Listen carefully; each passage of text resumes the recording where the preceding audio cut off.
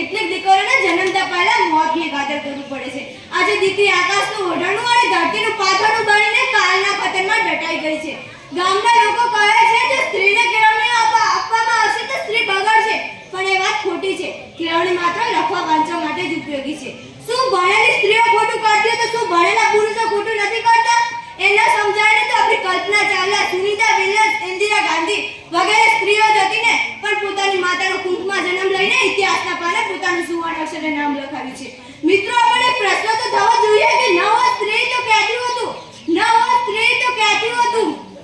આવી અનેક બાળકીઓ પોતાની માતાને પત્ર લખે છે કે હે માં, એવું તો મેં તારું શું બગાડ્યું?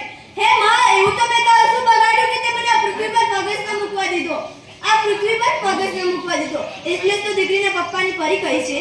મને કહેવાનું મન થાય છે કે जिस प्रांगण में बेटियां होती है ना बेटियां, उस घर का बाप शेर होता है शेर, क्योंकि बेटियां पालने की औकात एक शेर नहीं होती है. અંતમાં હું એટલું જ કહીશ કે દીકરીને પણ ભણવાનો અધિકાર છે. આજે જે કામ દીકરા નથી કરી શકતા એ કામ આજે આપણી દીકરી કરી રહી છે. અસ્તુ.